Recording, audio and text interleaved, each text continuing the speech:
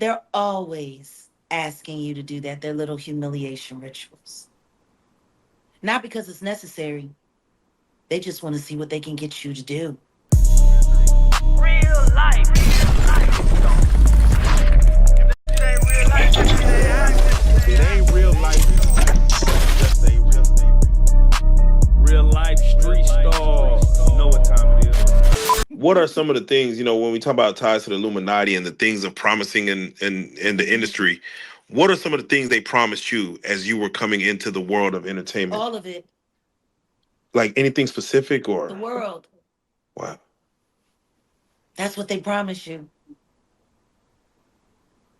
Kind of reminds me of Yeshua when he was in the desert on his 40 days and 40 nights and he was fasting. And, the devil waited until them late days. He didn't show up when he was fresh off some pita bread and fish, He waited for him to get at his tiredest, and he waited for him to get at what he thought was his weakest, because he thought he would be able to trick him into accepting something that he really couldn't offer. It pissed him off when Yeshua looked at him and was like, how can you offer me what belongs to my father? It's kind of like that in the music industry. Matter of fact, it's exactly like that.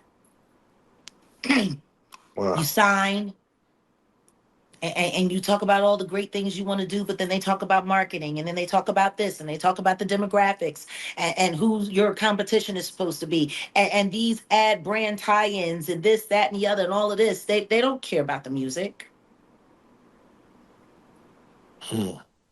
So imagine what that's like.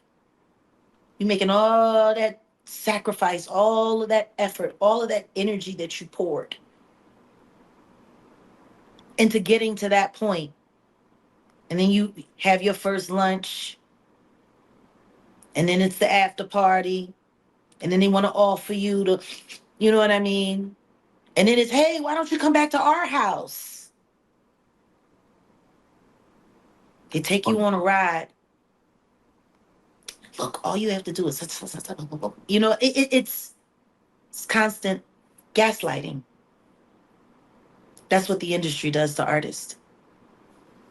And then they make you believe that what you believed in really wasn't that important. Because what really matters is this. Now, you can say some of that stuff. That's great. But we need you to really say this. That's how it goes. And meanwhile, all of that influence tricked a bunch of kids in New York, I believe, to go to a Rock Nation school. Yeah. Where they study the Book of Hov. I don't know what, because see, personally, that HOV, it means something different to me. I'm not stupid enough to call a human being any name that belongs to God. That's just crazy. H to the Izzo. I had to sing that, didn't I? Yeah. Yeah, he did. He did. Beautifully, might I add, but yeah, he did. That's how good I am at what I do. I can even make what I don't want to do sound good. Wow, that's real. That takes me to Keri Hilson. She just did an interview with the Kim Breakfast Club. Pie, Yeah, yeah. To where she talked about, Peachy Man. yeah, man, I'm telling you. By the way, congratulations, guys, to your platform. I've never seen a Peachy Man ad A peachy. on that come up. Yeah. You There you ever go. heard about the Peachy Man? No, please, please. They're products for power bottoms. Oh shit. The slogan is making bottoming easier. Oh, It's like a sitz bath for your ass for men.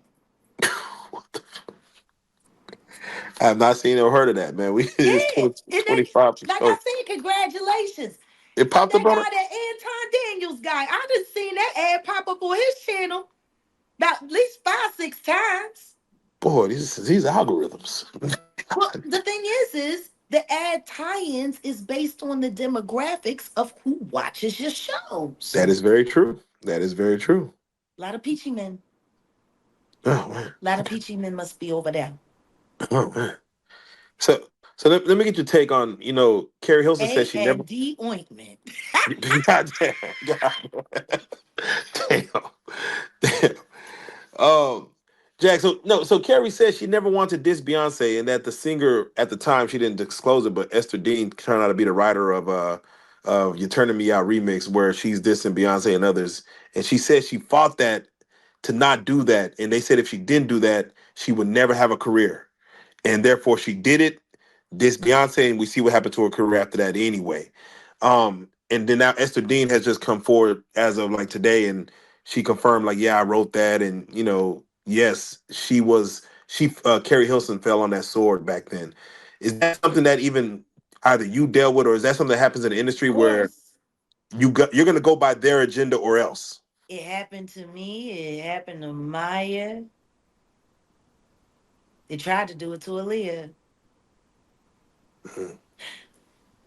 They're always asking you to do that. Their little humiliation rituals.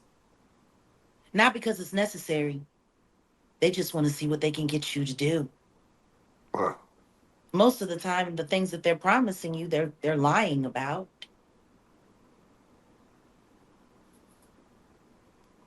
They're never gonna give it to you. They just want to see how bad you want it. It's a dog fight. It's Mandingo fighting. All right. All plantation politics still happening in pop culture today.